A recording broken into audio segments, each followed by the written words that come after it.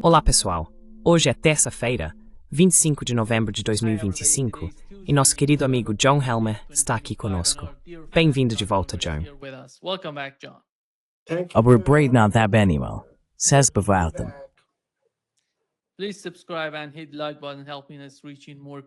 Por favor, inscreva-se e clique no botão de curtir para nos ajudar a alcançar mais pessoas. E John, deixe-me começar com o que foi relatado na CNN. Barack Ravid, o jornalista do Axios, estava falando sobre a reunião. Tivemos o documento de 28 pontos, o plano de paz, do presidente dos Estados Unidos. Depois disso, houve uma reunião em Genebra entre o secretário de Estado dos Estados Unidos, Marco Rubio, os europeus e Zelensky, com a delegação ucraniana. Então aqui está Barack Ravid relatou sobre essa reunião. Here is what Barack Ravid reported about that meeting. O que acontece então?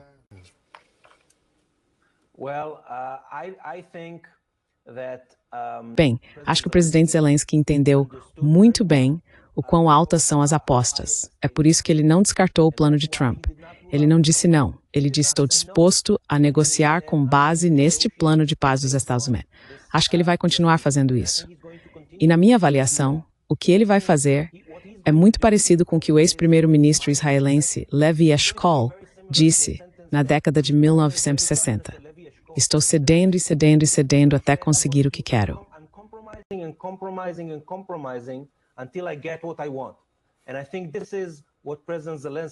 E eu acho que é isso que o presidente Zelensky está tentando fazer agora. Só mais uma palavra sobre a garantia de segurança. Pelo que eu sei, e eu vi o rascunho inicial da garantia de segurança que os Estados Unidos deram à Ucrânia, acho que esta é a garantia de segurança mais significativa que o presidente Trump concordou em dar a qualquer país, especialmente à Ucrânia. Esse foi o ponto de partida para as negociações. Desde então, a garantia de segurança ficou mais forte, e ela é modelada. Bem, não é uma garantia do artigo 5º, isso com certeza, mas está bem próxima de uma garantia do artigo 5º, e isso é significativo. John, antes de chegarmos aos seus comentários, aqui está o que Lavrov disse sobre o plano. Levante. As principais propostas do plano de Trump baseiam-se no entendimento alcançado em Anchorage durante a cúpula russo-americana realizada em agosto. Esses princípios estão geralmente refletidos no plano, que acolhemos com satisfação, como disse o presidente Putin, porque após Anchorage houve uma longa pausa, e agora essa pausa terminou com a apresentação deste documento. Ainda não recebemos o documento oficialmente, embora o tenhamos obtido por canais informais. É claro que parte da redação precisa de esclarecimentos, e ainda não recebemos a versão definitiva dos Estados Unidos, nem a versão sobre a qual a mídia tem especulado. Aqueles que praticam esse tipo de diplomacia de megafone claramente têm seus próprios objetivos. Também houve alguns comentários de Macron e de outros, e essas são declarações inaceitáveis. Termos que isso foi uma capitulação para a Ucrânia.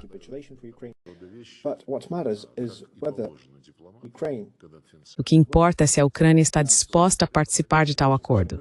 Até que o acordo final seja alcançado, os termos são confidenciais. Aqueles que estão tentando analisar os documentos que foram vazados, deliberadamente, para gerar alarde na mídia, estão tentando minar os esforços de Donald Trump.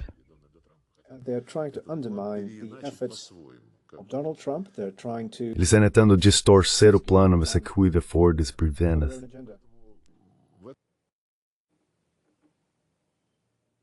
Vá em frente, John. Qual é a sua opinião sobre o que está acontecendo?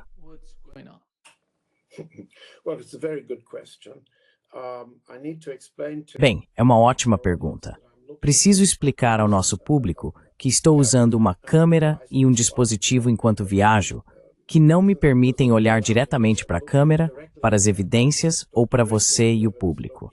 Então, me perdoe se parecer que estou olhando para a direita, quando na verdade tudo o que está acontecendo aqui está à esquerda.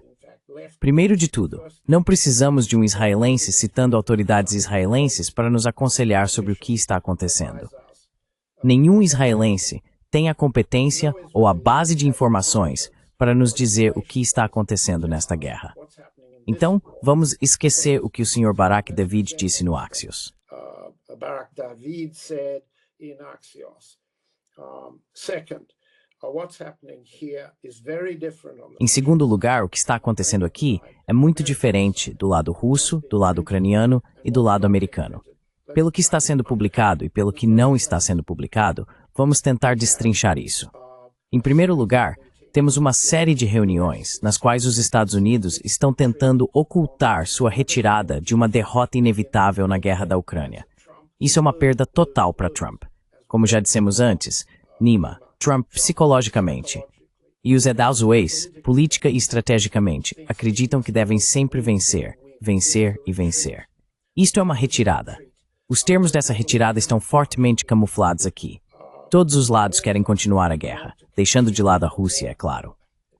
O que está em jogo aqui são os termos para continuar uma guerra longa, enquanto se camufla a pausa destinada a interromper ou pelo menos proporcionar uma pausa na guerra curta.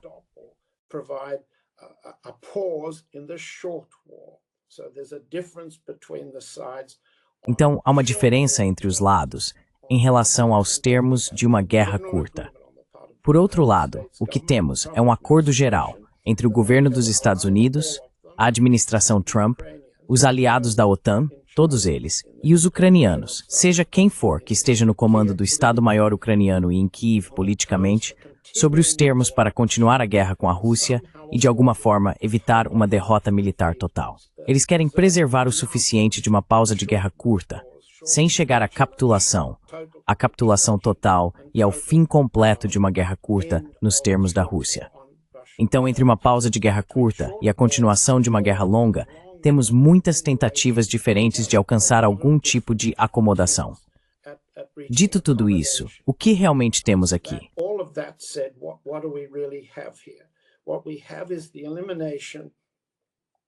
O que temos é a eliminação do General Kellogg como intermediário entre uma combinação europeia e ucraniana, além de seus apoiadores nos Estados Unidos na tarefa de levar suas condições à Rússia. Temos a substituições de interesse, figuras importantes.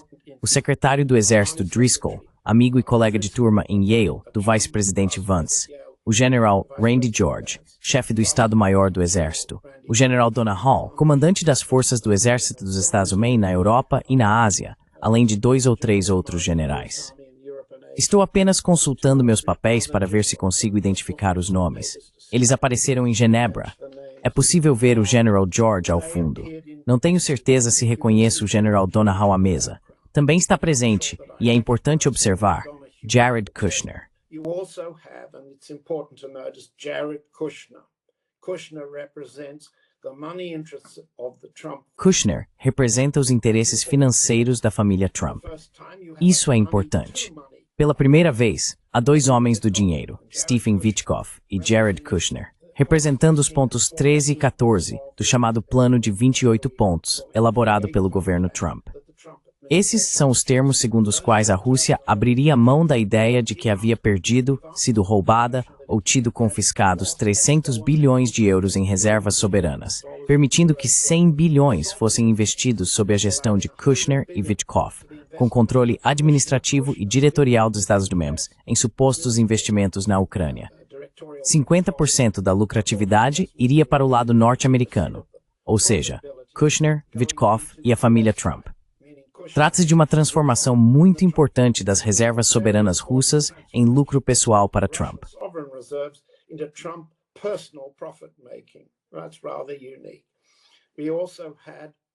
Isso é bastante singular.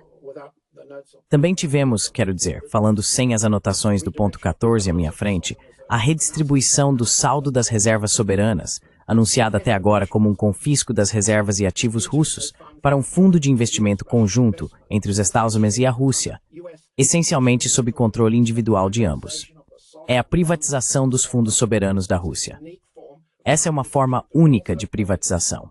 Também se poderia chamar de roubo da era Yeltsin. É uma combinação singular, como parte de uma pausa em um acordo de guerra de curta duração. E lá estavam Kushner e Witkoff à mesa negociando isso outro dia. Agora, o que tivemos nas últimas horas, em Genebra e depois em Abu Dhabi, foram tentativas de alterar esses termos. Attempts made to change those terms. What we understand, and all of us are in a position. O que entendemos, e todos estamos na mesma posição, é que você pode ler a versão do New York Times, da CBS ou da Fox News. Todas elas vêm de coletivas dadas pelo próprio Driscoll, por seu porta-voz e por outros membros da delegação dos Estados Unidos que não identificam a delegação russa em Abu Dhabi. Isso é significativo porque, como veremos em um minuto, parece que a delegação russa em Abu Dhabi não incluía nenhuma figura importante do Ministério das Relações Exteriores da Rússia, conhecida pelo ministro Lavrov. O que isso sugere é que os interlocutores russos que se encontraram em Abu Dhabi incluíam Kirill Dmitriev e possivelmente Vladimir Medinsky, do Kremlin. Essa é uma mudança muito significativa na forma como o lado russo parece estar lidando com Kushner, Witkoff, Rubio e outros. Kushner, Witkoff, Rubio, and others. We are informed by the press that on the... Fomos informados pela imprensa que do lado ucraniano estavam Yermak, Umerov e possivelmente Budanov. Não temos conhecimento de nenhuma figura militar do lado russo sentada diante deles, em uma sala ou outra, em uma mesa ou outra. Nenhuma figura militar russa comparável. Portanto, o que parece que temos é um grupo de homens do dinheiro do lado americano, um grupo de homens do dinheiro do lado de Moscou, e nenhum militar. Ninguém representando o exército russo que lutou e conquistou o que alcançou até agora. Isso é algo único, e preciso enfatizar isso para todos. Nenhuma representação militar. Nenhuma representação diplomática. O que resultou disso é aparentemente um acordo de que não haverá fronteira definida no tratado, nenhuma linha delimitada.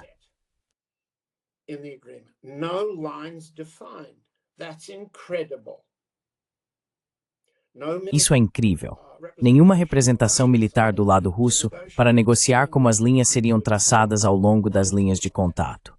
Nenhum advogado representando o lado russo para definir os termos russos, termos que, desde o início da operação militar especial, determinam o que é território russo e o que foi conquistado. As 4 regiões que foram incorporadas constitucional e legalmente à Federação Russa, além da Crimeia. Ninguém está representando o lado russo ainda para negociar isso em Abu Dhabi. E, portanto, o que está sendo discutido em Abu Dhabi é algo bastante diferente. Fomos informados, estou consultando minhas anotações, que não há mais limite para o exército ucraniano.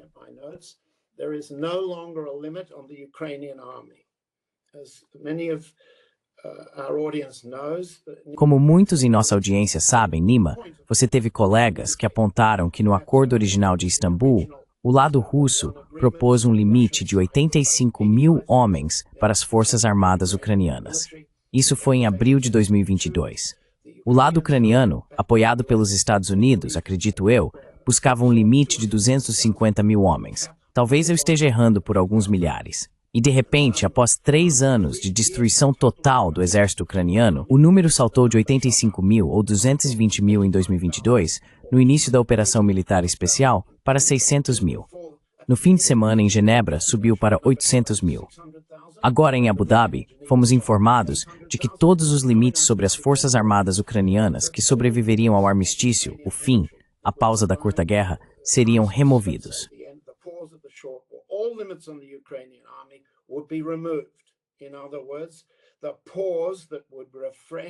Em outras palavras, a pausa que revigoraria o exército ucraniano após sua enorme derrota pelo exército russo. Agora não. Ninguém consegue se lembrar de termos de um armistício em que um exército vitorioso aceite uma pausa para um cessar-fogo com uma revitalização como essa representa.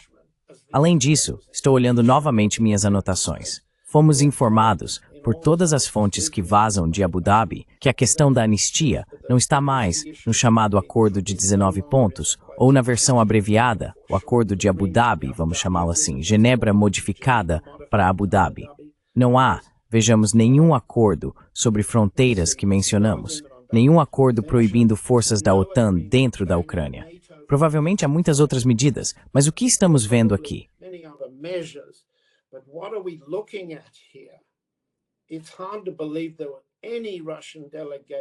É difícil acreditar que qualquer delegação russa, Mesmo o Sr. Dmitriev e certamente o Sr. Medinsky concordaria com o abandono fundamental dos principais requisitos da operação militar especial.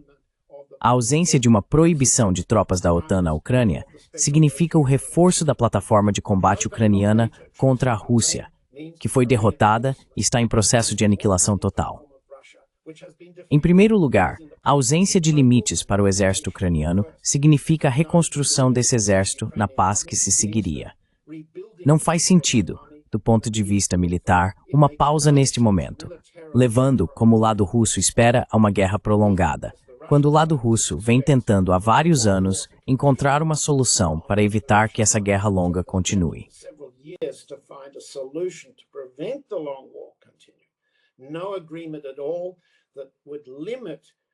Nenhum acordo que limite a capacidade da OTAN de reforçar e reconstruir tudo o que o exército russo conquistou.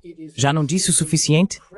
É simplesmente incrível que a imprensa anglo-americana relate um suposto acordo russo em Abu Dhabi para uma rendição de todos os objetivos já alcançados e de todos os objetivos estabelecidos, desde que o Ministério das Relações Exteriores apresentou, em 17 de dezembro de 2021, a proposta de garantias mútuas de segurança e de não agressão na Europa entre a Rússia, os Estados Unidos e a OTAN. Quem está se rendendo aqui? Por que não deixo isso como uma pergunta? É uma pergunta retórica. Todos que estão ouvindo não entendem a resposta.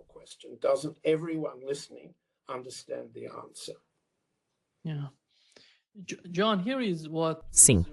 John, aqui está o que foi relatado no Global Times. Eles estão falando sobre um plano de 28 pontos após a reunião que Rubio teve em Genebra. Eles reduziram para 19 pontos. Sim. Parece que você mencionou as três principais questões críticas: a limitação do tamanho das Forças Armadas, as concessões territoriais e a adesão à OTAN. Todas elas foram removidas dos 28 pontos, se não me engano. Correto? Mas então o que resta? Sabe, é inacreditável. Eu não entendo como eles acreditam que a Rússia faria algum tipo de acordo com o Ocidente, ou com o governo Trump, em uma situação dessas, com as condições que estão impondo.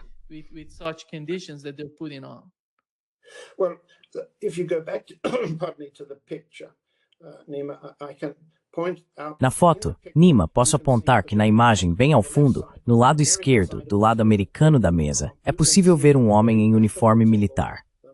Esse é o general George, chefe do Estado-Maior do Exército dos Azawams.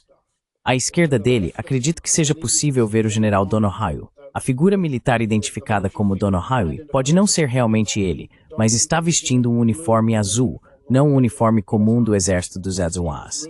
Ao lado dele está Rubio. Do outro lado da mesa temos os ucranianos, liderados por Andrei Yermak. Os nomes não são importantes.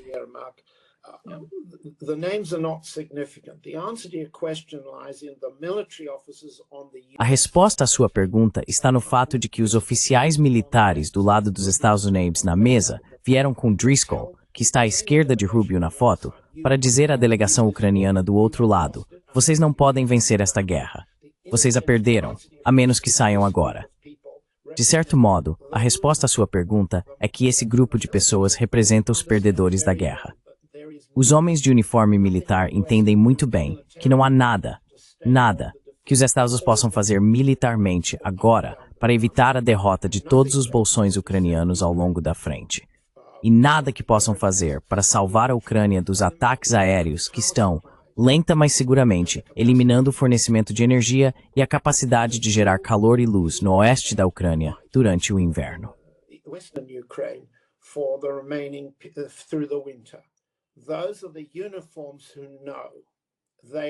Esses são os militares que sabem. Foram eles que disseram aos civis do lado ucraniano que não há nada que os Estados Unidos possam fazer militarmente para evitar uma derrota desse tipo. Então, sobre o que eles estavam falando na mesa? Estavam discutindo os termos de uma pausa que impediria uma derrota total. Eles estavam dizendo ao regime de Zelensky: ou vocês assinam os termos que tentaremos impor aos russos, ou morrerão. É isso que aquela reunião representa. É isso que os militares, Driscoll, Rubio e os outros, estavam fazendo. Eles estavam disfarçando a própria derrota. they were disguising their defeat. They were protecting Trump from having to. Eles estavam protegendo Trump de ter que aceitar uma derrota nessa guerra. Um presidente que só quer vencer, vencer, vencer, nunca perder, perder, perder. Então, voltando à sua pergunta, a questão passa a ser o que a Rússia, o lado russo, propõe fazer a seguir. E isso é um pouco mais complicado. O que já podemos ver é que o ministro das Relações Exteriores da Rússia, Sergei Lavrov, insistiu, como fez na semana passada, e como o porta-voz do Ministério das Relações Exteriores disse na semana passada, e como alguns dos seus colegas no podcast já mencionaram, que eles não viram a proposta. Não se pode negociar com um megafone. Dmitry Peskov disse isso em nome do presidente. Dmitry Peskov said it for the president. Then the president called in Então o presidente convocou a reunião do Conselho de Segurança na última sexta-feira à noite, o Politburo coletivo, por assim dizer, ou o órgão de tomada de decisões do lado russo. E o presidente Putin foi citado no comunicado do Kremlin dizendo: "Sabemos quais eram as propostas. Elas foram comunicadas por canais oficiais." O presidente Putin parece ter contradito o Ministério das Relações Exteriores nesse ponto. Sabemos quais eram. No entanto, como o ministro das Relações Exteriores Lavrov disse no trecho que você acabou de mencionar, eles parecem contradizer os entendimentos que achávamos ter alcançado com Trump em Anchorage. Agora, quando ocorreu a cúpula de Anchorage, analisamos os detalhes de uma reunião que supostamente durou 4 horas e meia, com uma coletiva de imprensa de 45 minutos.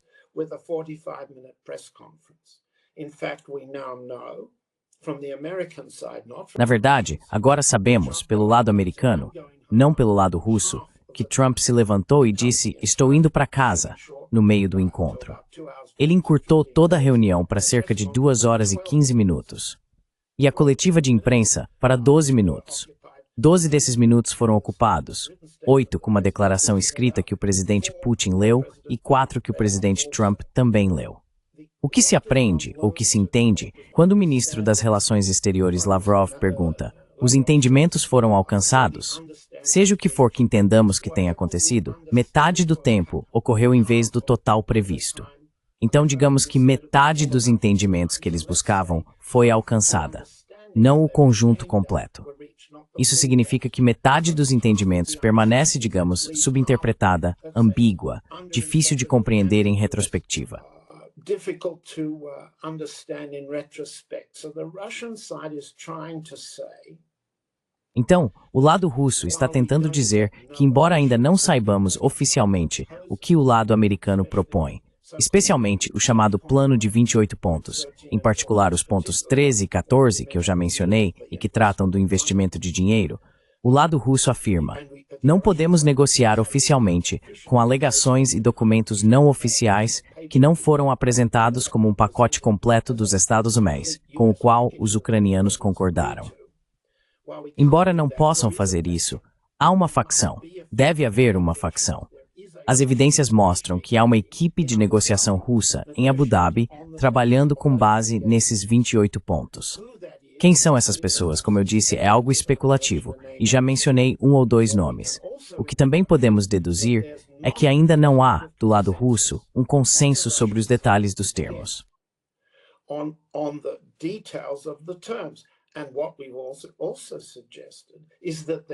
E o que também sugerimos é que ainda não pode haver um consenso russo, porque os termos que o lado dos Estados está vazando desafiam esse consenso, conforme enunciado pelo presidente Putin.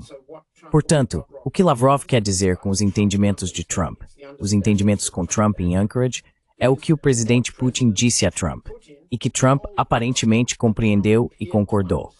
Esses entendimentos são contraditos por quase todos os termos. Os termos de Genebra, vamos chamá-los assim. Em vez de usar rótulos numéricos como 28 pontos, 19 pontos e assim por diante. Vale lembrar que há 31 pontos no documento russo original de junho de 2025 de Istambul.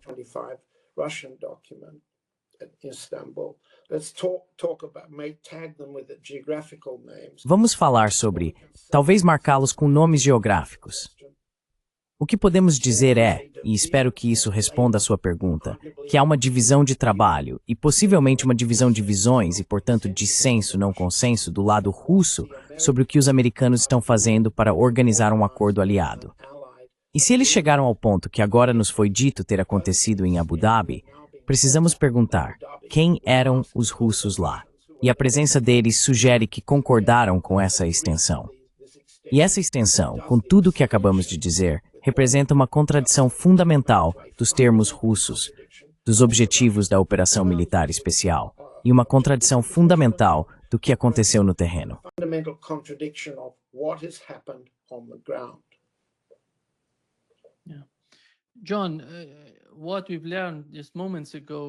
John, o que acabamos de saber há poucos instantes por meio de Peskov é que a Rússia não recebeu nenhuma versão atualizada do plano de Washington para a Ucrânia, o novo que eles estão preparando. Como você acha que, com o passar do tempo, a situação está se desenvolvendo? Porque, na minha opinião, os europeus têm um papel crucial e importante em toda essa situação. E soubemos, por fontes russas, do Serviço de Inteligência Estrangeira da Rússia, que o Reino Unido elaborou um plano, caso queira minar a postura pacificadora de Trump em benefício próprio. O que está passando pela cabeça dos europeus neste momento? E qual é o ponto crucial pelo qual eles estão pressionando?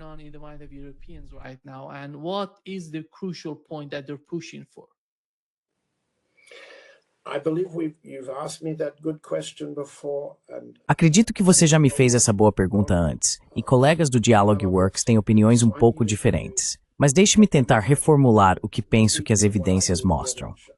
As evidências indicam que os regimes europeus entendem que eles também não podem parecer perder esta guerra. Por outro lado, seus recursos para continuar o conflito são limitados. Os europeus, especialmente a Alemanha, Reino Unido e França, querem continuar lutando uma guerra longa contra a Rússia e apostaram o futuro de seus frágeis regimes políticos em sua continuidade. A Alemanha está se remilitarizando, a Polônia está se remilitarizando.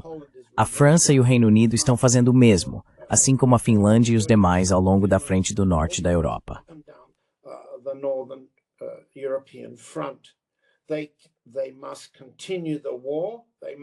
Eles devem continuar a guerra, devem evitar perdê-la de forma decisiva.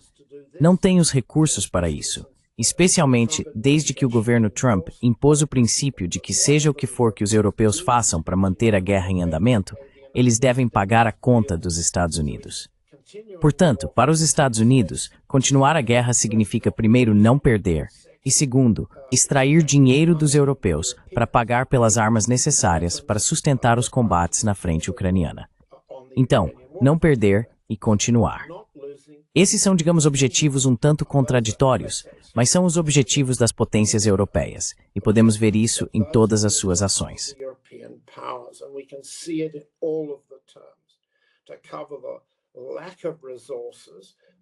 Para cobrir a falta de recursos, os pontos 13 e 14 do chamado plano refletem a insistência europeia de que os 300 bilhões de dólares em reservas soberanas roubadas do Banco Central da Rússia no início da guerra serão usados para cobrir os custos de combate, custos de reparação e assim por diante. Os ucranianos até têm um nome para o que pretendem fazer depois de tomarem essas reservas soberanas. E isso cobre parte da lacuna para que a Europa e os Estados Unidos continuem a guerra. Então é isso que está acontecendo. O que mais podemos dizer? Até que ponto os eleitores europeus, especialmente na Alemanha, tolerarão esse tipo de continuação de guerra curta e longa, às custas dos contribuintes europeus, às custas da inflação da eletricidade, às custas de todo o bem-estar social que foi abandonado em favor de objetivos militares?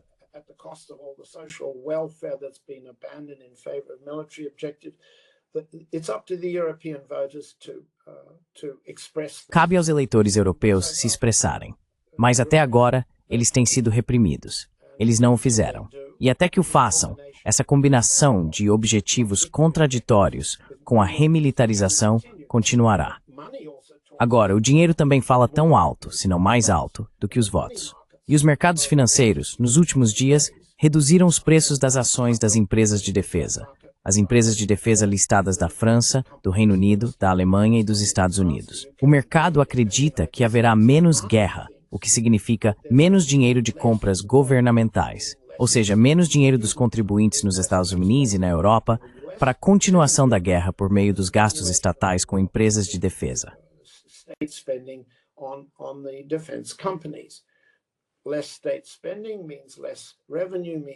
Menos gastos do Estado significam menos receita, menos lucros, preços de ações e ganhos de capital mais baixos, e menos bônus para todos.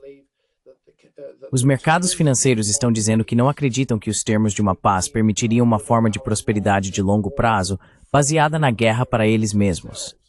Assim, os mercados financeiros estão se manifestando mais fortemente neste momento do que os eleitores europeus, mas a natureza contraditória da tomada de decisões na Europa permanece.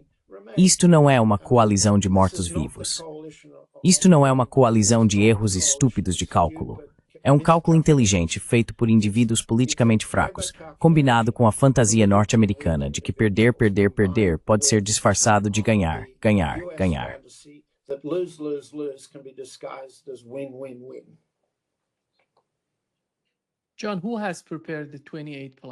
John, quem preparou o 208º plano por parte dos Estados Unidos?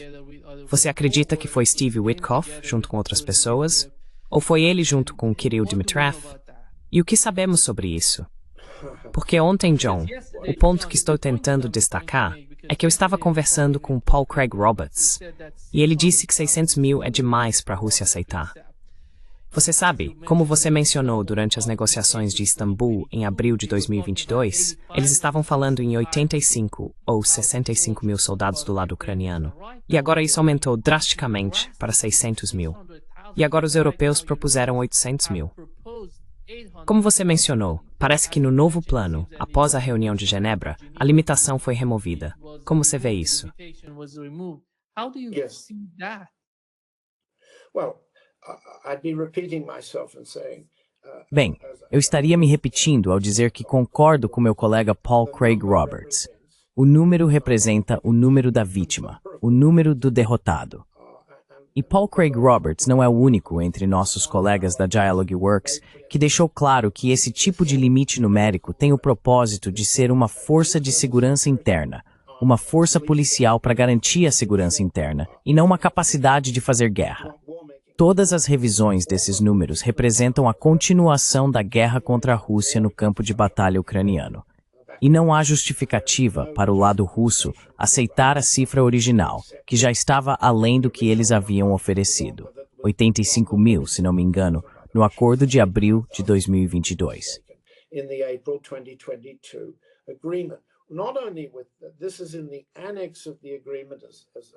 Isso está no anexo do acordo, como nosso público pode ver na cópia impressa do rascunho do New York Times.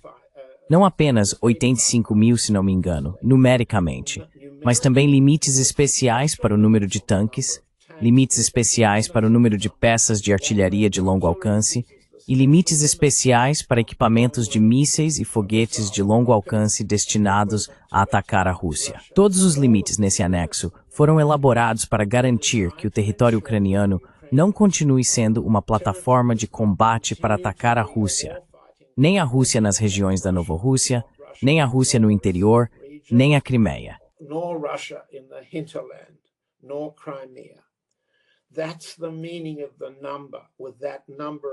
Esse é o significado do número.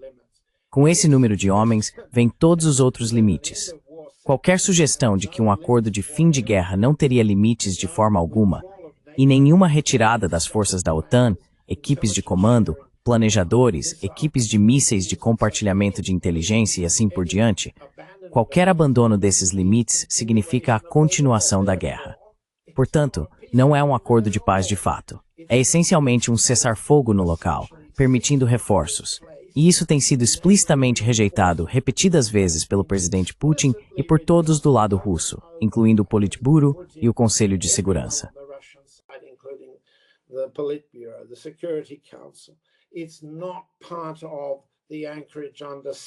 Isso não faz parte dos entendimentos de Anchorage, e isso estava claro. Vamos apenas considerar esse ponto. Quando Lavrov fala sobre a preservação dos entendimentos de Anchorage, que, aliás, 2 vice-ministros das Relações Exteriores, Galuzin e Ryabkov, disseram já estarem esgotados, eles afirmaram isso há mais de 2 semanas, o que significa que precisavam ser corrigidos. Corrigidos significa uma revisão da forma pública de se expressar. Então, vamos voltar ao que o entendimento significa, porque os números que você mencionou corretamente, Nima, simbolizam o entendimento do que restaria após o acordo de paz, não um cessar-fogo em vigor.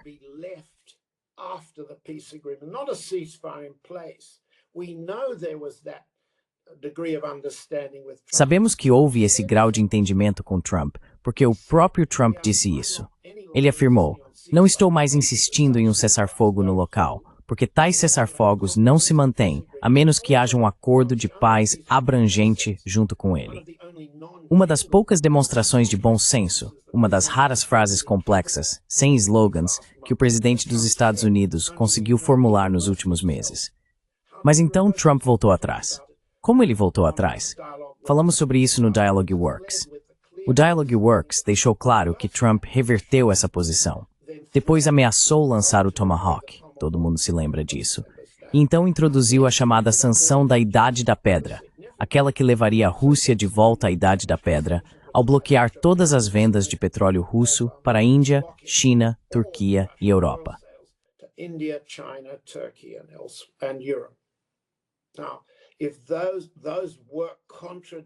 Agora, se isso fosse contraditório aos entendimentos que Lavrov disse terem sido alcançados em Anchorage, quando Peskov reforça esse ponto, eles estão dizendo a mesma coisa.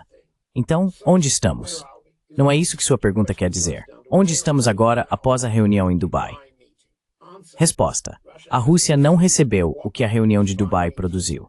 Ainda não sabemos, mas suspeitamos fortemente que se houve uma delegação russa em Abu Dhabi na segunda-feira, ela incluía pelo menos Kirill Dmitriev e provavelmente Vladimir Medinsky. Mas não temos como confirmar se isso é verdade ou não. Podemos estar diante de uma notícia de última hora, mas não há confirmação na imprensa russa hoje. E mesmo que houvesse, a posição do Ministério das Relações Exteriores é que o Conselho de Segurança não concordou com tais termos.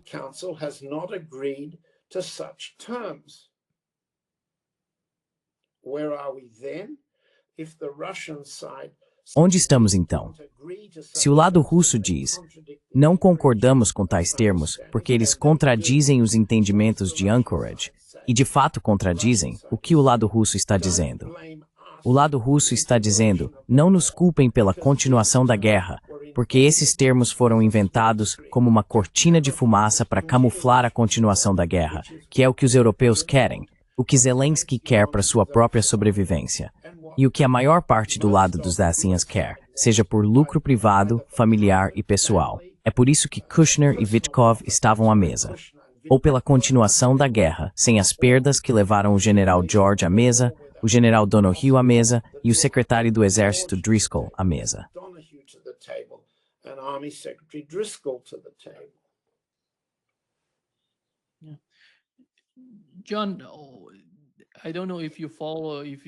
John, não sei se você tem acompanhado essa história sobre corrupção na Ucrânia.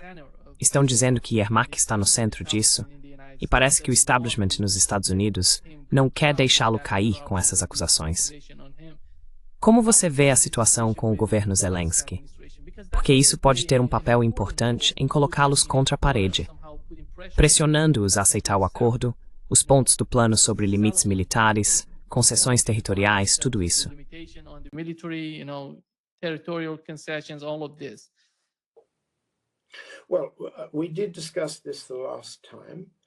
Bem, nós realmente discutimos isso da última vez, e eu preciso repetir meu aviso. Para falar sobre corrupção de uma magnitude ou de outra em Kiev, é preciso ter fontes melhores do que as que eu tenho. Pessoas que estiveram lá por muito mais tempo do que eu, para explicar a extensão da corrupção, os volumes de dinheiro envolvidos, bilhões de dólares, não apenas milhões, como Timoshenko foi uma vez acusada de ter roubado. Isso envolve todas as facções do governo ucraniano desde 2022, todas elas.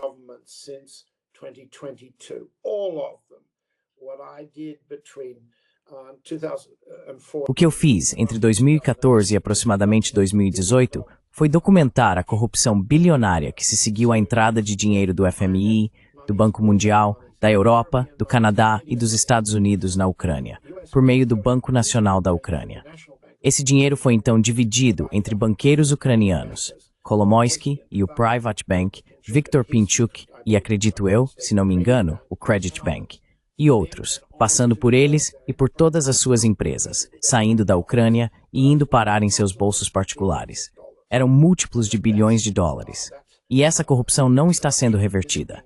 Nessa corrupção, todos, incluindo o ex-presidente Petro Poroshenko, o chamado presidente Zelensky, seu principal e vice, Andrei Yermak, e todos os demais estão envolvidos e comprometidos.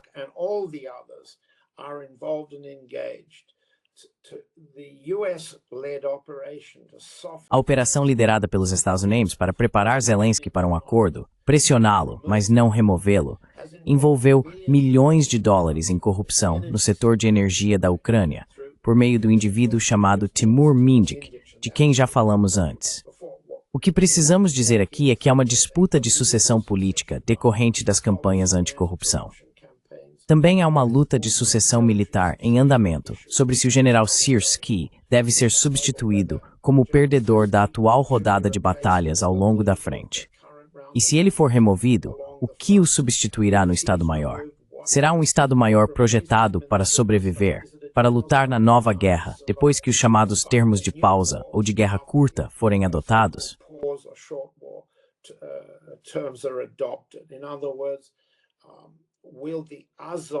Em outras palavras, os azovistas, os bandeiristas, os beletskis e há muitos outros nomes associados às formações neonazistas na Ucrânia vão assumir o controle do Estado-Maior.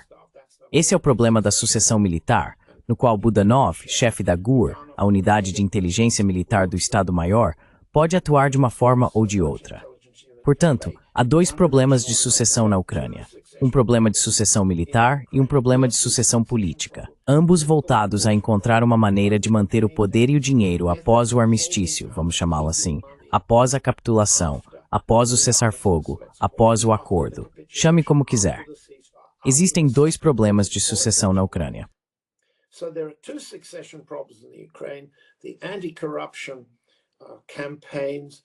As campanhas anticorrupção, a americana, a britânica, a europeia, têm todas o mesmo objetivo: encontrar uma forma de remover uma facção do controle político ou militar do país para continuar indefinidamente a guerra contra a Rússia até que, na mentalidade do Azov ou da extrema-direita, os russos deixem de existir.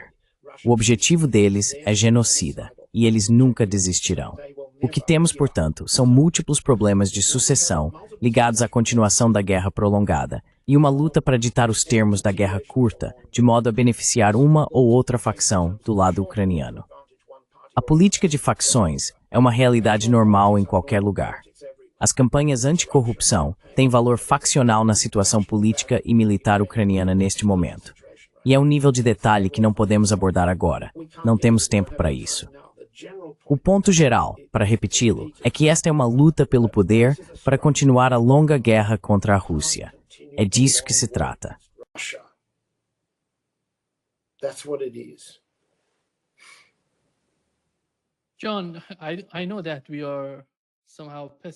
John, eu sei que estamos um pouco pessimistas em relação ao que está acontecendo com o plano, mas se pudermos ir além disso, adotar um ponto de vista um pouco mais otimista, vamos supor que eles consigam chegar a algum tipo de acordo na Ucrânia. Tivemos a China, Xi Jinping, ligando para Donald Trump e apoiando qualquer esforço que pudesse pôr fim ao conflito na Ucrânia. Você acha que, considerando o que aconteceu com o acordo de Minsk II, se algo novo reunir todas as partes para chegar a um acordo, eles precisariam de fiadores para esse acordo, para o assentamento?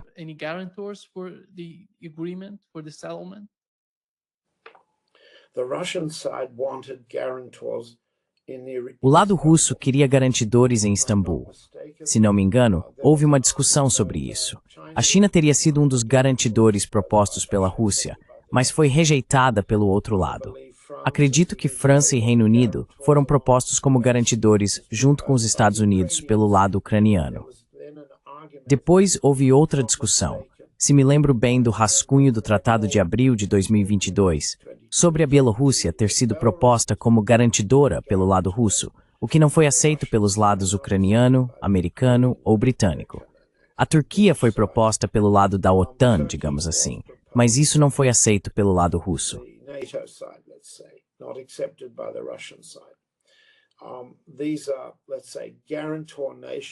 Esses eram, digamos, países garantes em uma fórmula que, pelo que me lembro, os encarregava de supervisionar a implementação de todas as disposições do cessar-fogo. As disposições para a retirada das linhas fixas, a aplicação dessas linhas, a aplicação das zonas desmilitarizadas e assim por diante. Agora, pelo que entendo, eu teria que consultar meus documentos. Isso é muito importante para o nosso público compreender.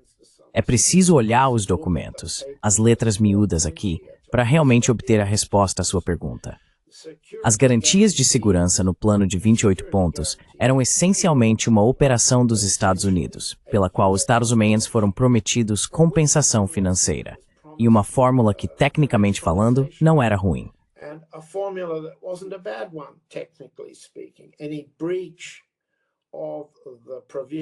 Qualquer violação das disposições do acordo sob a garantia de segurança acionaria duas coisas. Primeiro, a retomada, um snapback, das sanções contra a Rússia como punição.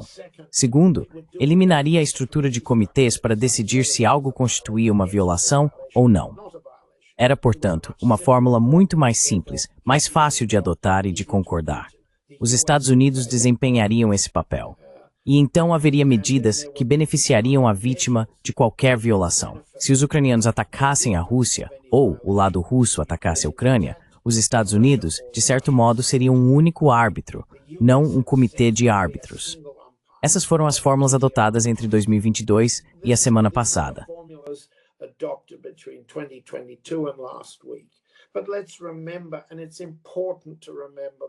Mas vamos lembrar, e é importante lembrar, as letras miúdas e as letras grandes do Acordo de 17 de dezembro de 2021, proposto pelo Ministério das Relações Exteriores da Rússia.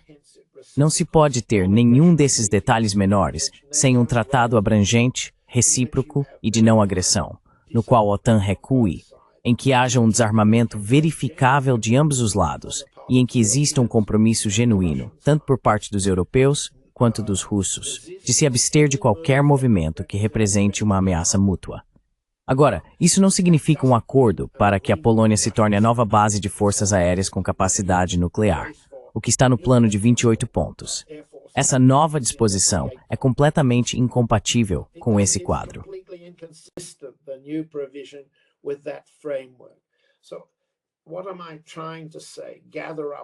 Então, o que estou tentando dizer? Reúna todos os pequenos detalhes, leia todas as letras miúdas e você terá diferentes esquemas de garantias de segurança. O que as garantias de segurança significam é confiança mútua no fim da ameaça na Europa, não é? O lado russo ofereceu aos Estados Unidos um tratado, sumariamente rejeitado pela administração Biden, e estávamos na inevitável descida, o caminho para a guerra, que estourou em fevereiro de 2022. Sem um acordo abrangente sobre garantias de segurança, emitido de forma recíproca no estilo do Tratado de 2021, esses comitês de garantes de segurança, ou uma fórmula para os Estados Unidos como garantidor, com cláusulas de reversão, disposições de punição, violações, nada disso funciona para alcançar uma segurança abrangente.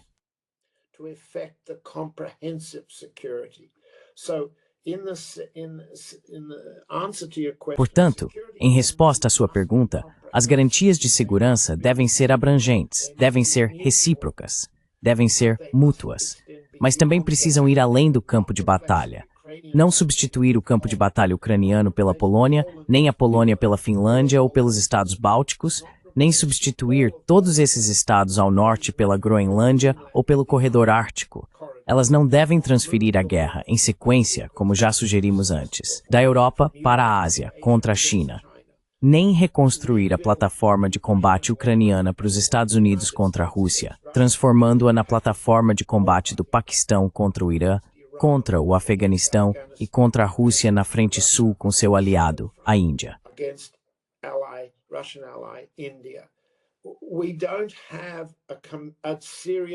Não temos um compromisso sério por parte dos Estados Unidos com o nível de segurança mútua e abrangente que a Rússia propôs em 2021. Tudo isso, todos esses detalhes, são cortina de fumaça e camuflagem. Por quê? Porque o lado russo provou que pode derrotar qualquer arma ofensiva ou defensiva, que o general George, o general Donil, a Força Aérea do Zeta e os aliados da OTAN tenham colocado em campo na Ucrânia. O lado russo os derrotou. Vai derrotá-los.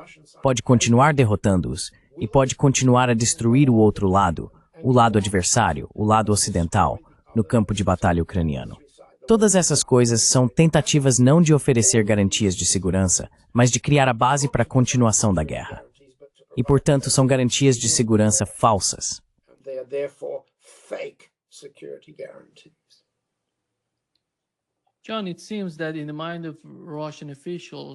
John, parece que na mente dos oficiais russos, aconteça o que acontecer na Ucrânia, eles vão enfrentar, sabe, a ameaça da OTAN por muito tempo.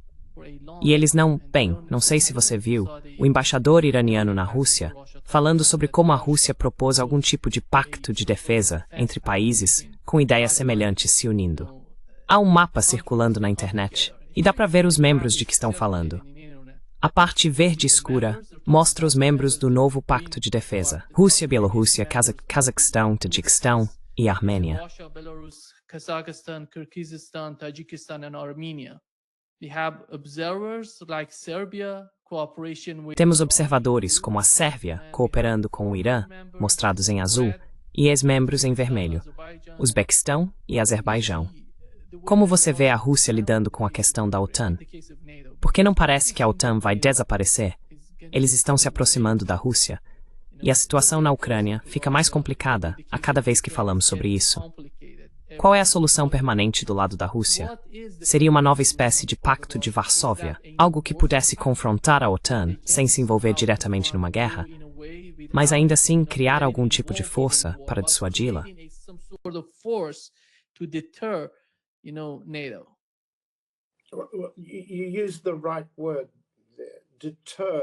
Você usou a palavra certa aí, deter a OTAN. O mapa está com as cores erradas. A Armênia mudou de posição e o Azerbaijão se afastou de seu relacionamento com a Rússia em direção a um relacionamento com os Estados Unidos e a OTAN. Isso é claro, e já discutimos tanto o caso do Azerbaijão no passado quanto em programas anteriores o da Armênia. Simplesmente não temos tempo para revisar toda essa geografia. Esse é um mapa de pensamento desejoso, um mapa muito otimista. O mapa existente da Organização de Cooperação de Xangai. O mapa existente formado pelos acordos de defesa estratégica que a Rússia tem com o Irã, com a RPDC, a República Popular Democrática da Coreia, com a China, com a Índia, com a Venezuela.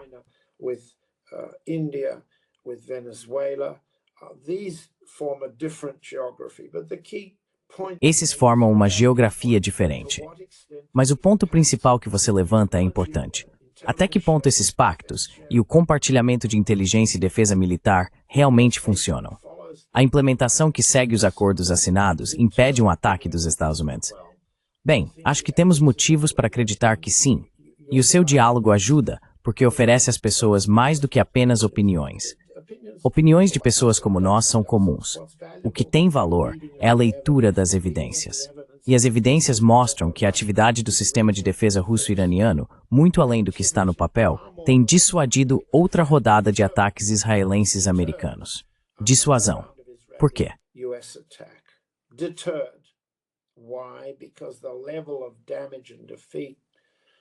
Porque o nível de dano e derrota que poderia ser infligido ao agressor, o lado israelense americano neste caso, se tentassem novamente, seria muito mais custoso do que o que já experimentaram antes, então eles não prosseguem. Isso não significa que parem sua guerra. Significa que recorrem ao Paquistão para atacar o Irã pelo leste, na geografia iraniana e assim por diante. Acredito, e já dissemos antes, que a relação da Venezuela com a Rússia produziu um certo grau de dissuasão, não apenas por meio da assistência russa, que é secreta, mas também pela mobilização do povo venezuelano.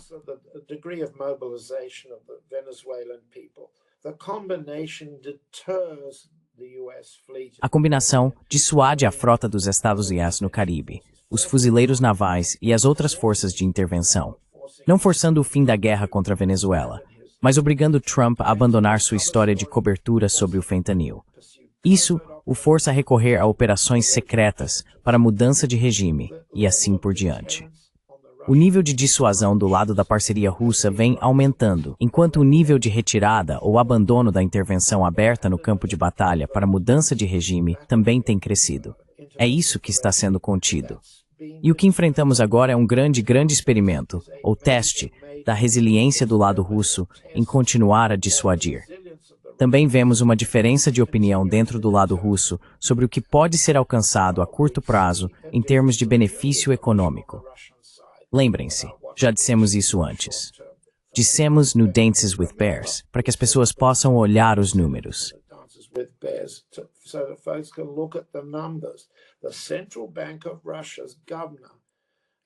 A governadora do Banco Central da Rússia, Elvira Nabiullina, protegida pelo próprio presidente, está prevendo crescimento zero neste ano. Crescimento zero do PIB. E 2 anos de recessão em 2026 e 2027. 2 anos de recessão pela frente. Para a Rússia entrar em recessão e tentar travar esta guerra, essa combinação é desestabilizadora, profundamente desestabilizadora para o país. Isso encoraja os inimigos da Rússia. Encoraja os inimigos da Rússia a continuar a guerra, porque acreditam que o presidente Putin, apesar de sua popularidade alta e estável, pode perder essa guerra em meio a uma recessão de 2 anos. E então nos aproximamos da eleição presidencial russa e da corrida pela sucessão que deve ser concluída até 2030. Portanto, 2 anos de recessão representam a oportunidade que a recessão programada pelo Banco Central oferece aos aliados ocidentais para continuar a guerra pela demolição da Rússia.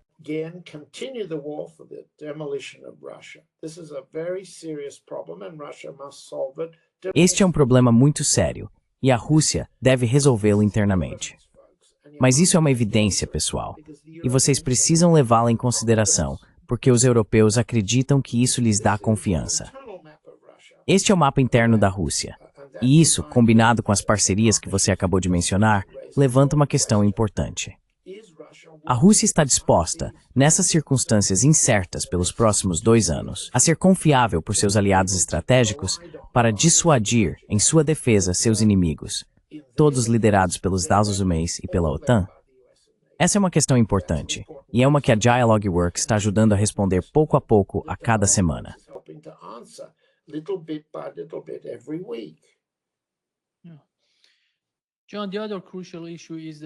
Sim, John, a outra questão crucial são os ativos russos nas mãos dos europeus. Eles estão falando em usar esses ativos se o conflito na Ucrânia continuar. E em caso de algum tipo de acordo, estão falando em usá-los para a reconstrução da Ucrânia. Mas já houve algum caso assim na história? O Reino Unido pagou pela reconstrução da Alemanha? Israel vai pagar a Palestina pela reconstrução de Gaza? Eles estão trazendo algo novo aqui. É uma guerra na Ucrânia. Uma guerra por procuração entre o Ocidente e a Rússia. Então, como se pode esperar que a Rússia pague pela reconstrução da Ucrânia?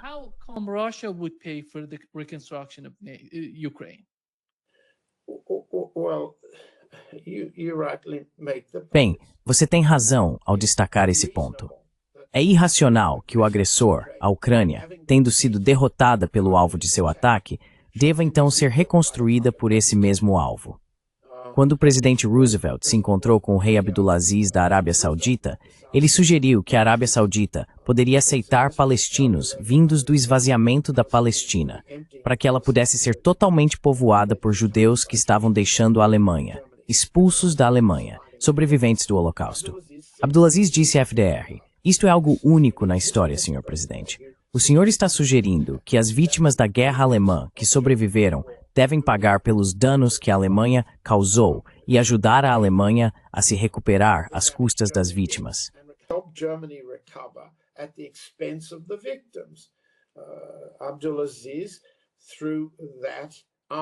Abdulaziz, com aquela resposta que você acabou de mencionar, disse isso diretamente na cara de FDR, numa época em que a Arábia Saudita era muito mais fraca do que é hoje. Bem, nós sabemos qual continuou sendo a política dos Estados Unidos. E por fim, a política de Trump é exatamente o que FDR propôs: o esvaziamento da Palestina de toda a sua população árabe e a reconstrução do Estado como um Estado inteiramente judeu, expandindo-se para a Síria, o Líbano e assim por diante. Devem as vítimas pagar pela vitória? Deve o vencedor pagar as dor pelos que pretendia infligir a elas?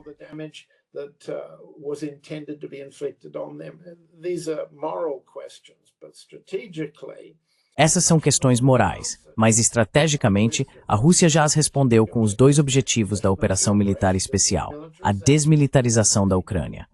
Isso não tem a ver com usar recursos russos para reconstruir a Ucrânia como uma nova plataforma de guerra. Isso contradiz e se opõe diretamente ao objetivo. A exigência de desnazificação significa, no mínimo, novas eleições, o fim da mobilização e o fim do regime de emergência de Zelensky. Eleições dentro de 100 dias após a assinatura do pacto são uma disposição do plano de 28 pontos. Isso está lá. Isso é positivo. Aceitamos isso como algo positivo. A Rússia pode aceitar isso.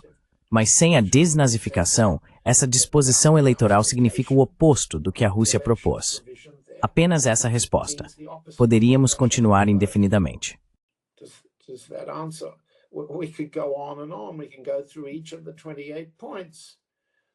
Podemos analisar cada um dos 28 pontos. Podemos analisar os 19 pontos. Podemos analisar a versão abreviada de Abu Dhabi desses pontos. Todos eles chegam à mesma conclusão fundamental que você mesmo apresentou, Nima. Para a Rússia, aceitar isso seria uma contradição direta com a autodefesa que se tornou necessária devido ao avanço da OTAN para o leste. Isso é fundamental. Mas também há a necessidade de alcançar a paz, de evitar a matança, o sacrifício inútil de europeus e americanos, de vidas ucranianas e russas. Esse também é um princípio humano fundamental. A política da guerra de informação exige que a Rússia não seja culpada pelo absurdo das alegações que falam de paz, mas que na verdade são uma cortina de fumaça para a guerra.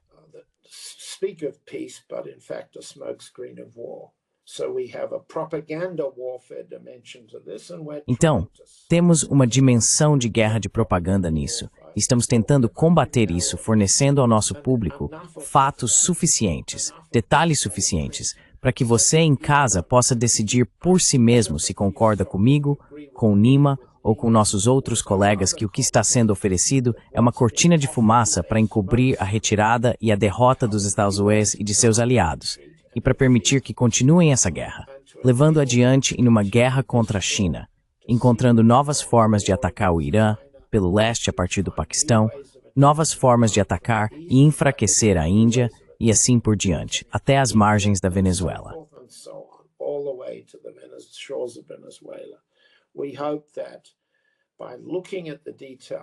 Esperamos que, ao analisar os detalhes e ouvir nossa versão das evidências, examinando as versões escritas, a documentação do Dances with Bears e o trabalho de nossos colegas que produzem as provas, vocês possam decidir por si mesmos. Estamos exagerando ou apenas refletindo? Pelos padrões de um tribunal, quem é o culpado pelo assassinato aqui? Quem é o culpado pelo crime? Quem teve a intenção do crime? Quem usou a arma? Quem disparou os tiros? Quem produziu as mortes que são criminosas? Neste caso, espero que tenhamos deixado claro que as reuniões de Abu Dhabi e Genebra foram álibis falsos, para encobrir os crimes que o exército russo derrotou e continuará derrotando até o fim necessário.